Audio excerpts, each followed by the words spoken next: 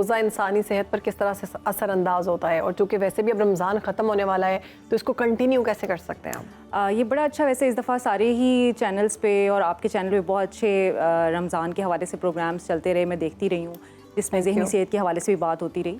और of course जैसे रोज़ा हमें जिस्मानी सेहत को बेहतर करने की अपॉर्चुनिटीज़ देता है, ऐसे ही जो है वो ज़हनी सेहत और ख़ास तौर पर रूहानी सेहत। असल में सेहत जो है ना वो एक होलिस्टिक कॉन्सेप्ट है।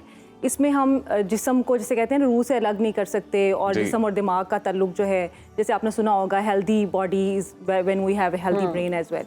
तो ये सब चीज़ें इंटरलिंक्ड हैं। लेकिन अगर हम स्पेसिफिकली ज़हनी सेहत के हवाले से बात करें तो ज़हनी सेहत में जहाँ हमें बाकी तमाम फ़ायदे मिलते हैं, वहाँ ऑफ कोर्स हमें ये मौका भी मिलता है कि हम अपना, जिसे कहते हैं ना आम लफ्ज़ों में हम कहते हैं तज़किया नफ्स कर सकें। तो हम अपनी ज़हनी सेहत को बरकरार रखने के लिए कुछ हमारा मेंटल पीस, हमारे टाइम, हमें स्पेसेस मिल जाती हैं, हमारे औकात जो हैं वो इस तरह से डिज़ाइन हुए होते हैं इसके अंदर कि हम बाज़ औक़ात वैसे तो आमतौर पर हम नींद पूरी नहीं कर रहे होते, ये बड़ा एक जर्नल से बात है, लेकिन इसके बावजूद भी देखें आपको बड़ा अच्छा एक फीलिंग आ रही होती है। हाँ जी। आपको महसूस हो रहा होता है कि everything is very smooth, peaceful. वो जो एक भागम दौड़ चली हुई होती है ना ज़िंदगी में, वो कहीं ठहरी हुई होती है। हमने जो बहुत ज़्यादा टास्क और टारगेट्स रखे हुए होते हैं डेली लाइफ के, हम उन्हें थोड़ा सा होल्ड ऑन करते हैं, और इफ्तार के बाद जो एक पुरसुकून सा आपको एक इत्मीनान मिलता है। खैर इफ्तार के बाद तो वो इसलिए मिलता है क्योंकि आपने इफ्तारी कर ली होती है। बीपी भी डाउन हो जाता है। बीपी भी डाउन हो जाता है, बिल्कुल। अच्छा, वो तो जाहिर है कि आपने सारा दिन जो है वो एक लंबा टाइम गुजारा हुआ होता है, तो उसके बाद आपके शुगर लेवल्स वगैरह और थोड़ी सी चीज़ें डाउन होती हैं, लेकिन एक ज़हनी तौर पे आप बहुत पुरसुकून महसूस करते हैं। ख़ास तौर पे जो आप इबादत करते हैं उसकी वजह से आप बहुत बेहतर फील करते हैं।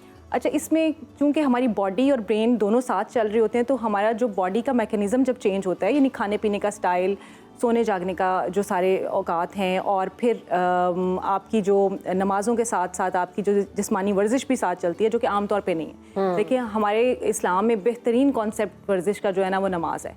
आप उसमें वो जितनी सब स्टेप्स कर रहे होते हैं, आप जो मेडिटेशन करते हैं, योगाज़ करते हैं, वो तकरीबन सिमिलर वही स्टेप्स वो सब बताते हैं।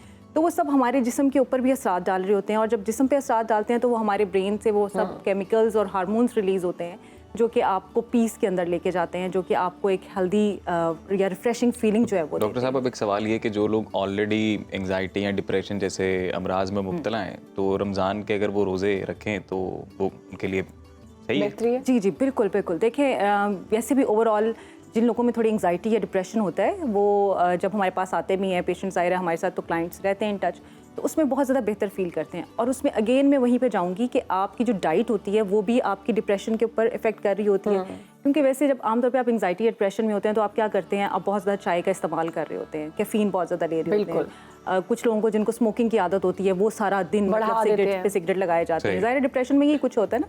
फिर कुछ लोगों की जो ईटिंग हैबिट्स होती हैं वो डिप्रेशन में बहुत ज़्यादा चेंज हुई हुई होती हैं, मतलब बार बार खाना खाना, खाम खा आपको लगता है कि हमें भूख लग रही है ना, आपको एहसास नहीं होता फुलनेस का कि आपने कुछ खाया है, वेट गेन कर लेते हैं लोग, ठीक है, वेट गेन हो जाता है। अब ये वो सब चीज़ें जो डिप्रेशन के साथ एसोसिएटेड हैं, जब आप रमज़ान के रोज़े रखते हैं तो ऑफ कोर्स आपका नेचुरली एक बैलेंस जो है ना वो खाने पीने का डेवलप हो जाता है। फिर आपका जो तरतीब बनती है खाने की, यानी जैसे सहरी के वक्त खाना और फिर 1 घंटों का फ़र्क है, ये अगर मेडिकल साइंस में भी आप देखें तो वो सारी आपकी बॉडी की जो है ना वो आपकी एक किस्म की डिटॉक्सिफिकेशन हो रही होती है। तो सिमिलरली वो सब चीज़ें आपके ब्रेन पे इफेक्ट करती हैं, ब्रेन से वो वाले हार्मोन्स रिलीज़ होते हैं जो कि आपको एक हेल्दी फीलिंग की तरफ लेके जाते हैं। तो डॉक्टर साहब, फिर रमज़ान तो अब 30 रोज़े हैं या 29 रोज़े हैं, उनका तो हमने फ़ायदा ले लिया मैक्सिमम, तो अब थ्रू आउट द ईयर बाकी फिर रूटीन तो वही नॉर्मल हो जाएगी, यानी कि दोबारा सफरिंग स्टार्ट हो जाएगी। देखिए अज़ीम, अल्लाह ताला ने तो हमें ये मौका दिया कि जैसे आपकी हर चीज़ की डिटॉक्सिफिकेशन के लिए एक अल्लाह ताला ने एक नेचुरल प्रोसेस रखा हुआ है, ठीक है। इसी तरह से हमें, क्योंकि हम इंसान हैं, अल्लाह ताला को शायद पता है कि इंसानी फितरत क्या है, जब तक इन्हें किसी फ्रेम में ना रखा जाए ये अपनी रूटीन से नहीं हटते। तो अल्लाह ताला ने तो हमें एक मौका दिया कि आप ये करके देखें, और आप ये सब करने के बाद बहुत अच्छा महसूस करना शुरू कर देते हैं। लोगों की ज़िंदगियों में सुकून आ जाता है, लड़ाई झगड़े कम हो जाते हैं, उनके जो ज़हनी और जिस्मानी मसाइल होते हैं वो कम हो जाते हैं, ब्लड प्रेशर लोगों के कंट्रोल हो जाते हैं, मतलब जिनके डायबिटीज़ के प्रॉब्लम्स होते हैं वो कंट्रोल हो जाते हैं, जो लोग एक्सट्रीम टेंशन या एंग्जाइटी में होते हैं वो सब कंट्रोल हो जाते हैं। लेकिन इसके बाद क्या किया जाए? देखिए, बहुत आसान हल है। आपने ये क्या है, रमज़ान क्या है, एक आपकी कमिटमेंट है ना, तो आप इस कमिटमेंट को आगे कंटिन्यू करें। आपकी कोई भी हैबिट डेवलप होने के लिए आपको 21-22 डेज चाहिए होते हैं। बिल्कुल। जब आप 21-22 डेज वो कर लेते हैं तो आपकी बॉडी भी उस फॉर्मेट में आ जाती है, और आपका ब्रेन जो है उसको भी इस चीज़ का पता चल जाता है कि मेरा ये फॉर्मेट है, मैंने इस तरह चलना है। तो ऑलरेडी ये चांस आपको मिल चुका है। अब आपने सिर्फ एक कमिटमेंट रखनी है कि हम इसको कंटिन्यू कैसे करें।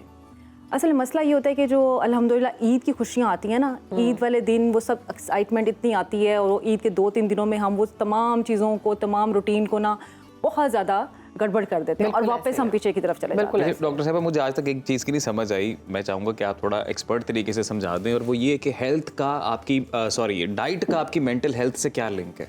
जी, डाइट का आपकी मेंटल हेल्थ के साथ बहुत ज़्यादा लिंक है। असल में जैसे मैंने बताया कि आपकी डाइट रूटीन जो है, फॉर एग्जांपल आप क्या खा रहे हैं, किस वक्त पे खा रहे हैं और कितना खा रहे हैं, ये 3 चीज़ें, ठीक है। सबसे पहली चीज़ है कि फूड चॉइस, फिर time of choice and then quantity of food.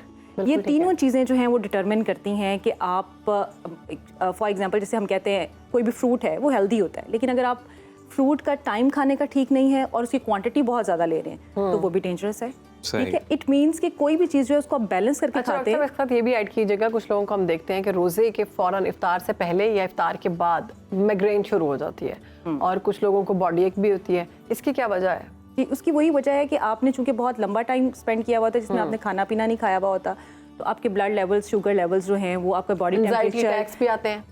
नहीं, एंजाइटी अटैक्स नहीं आते अनटिल और अनलेस, इसमें तो बल्कि आप स्लो डाउन हो जाते हैं ना। अच्छा, आपका मैकेनिज्म स्लो डाउन हुआ होता है, तो एंजाइटी अटैक्स नहीं आते। यानी इसका फ़ायदा है? यस, इसका बहुत ज़्यादा फ़ायदा है। लेकिन अगर आप इफ्तार के टाइम पे डाइट की चॉइसेस गलत लेंगे, फॉर एग्जांपल आप सोडा लेंगे, कोल्ड ड्रिंक्स पी लेंगे, बहुत ज़्यादा मीठा या बहुत ज़्यादा मीठी चीज़ें खा लेंगे, तो वो आपका एकदम से फिर ब्लड लेवल्स जो है ना वो ज़्यादा कर देंगे, और आपके वो मिग्रेन भी शुरू हो जाती है, और फिर आपकी बॉडी जो है ना वो अंदर फाइटिंग एक शुरू हो जाती है। वो बैलेंस करने में उसको टाइम लग जाता है, और इसलिए फिर आपने देखा कि बहुत सारे लोग निढाल होकर भी पड़े हुए होते हैं। जी, नींद आ जाती है फौरी तौर पे। हम भी शामिल हैं।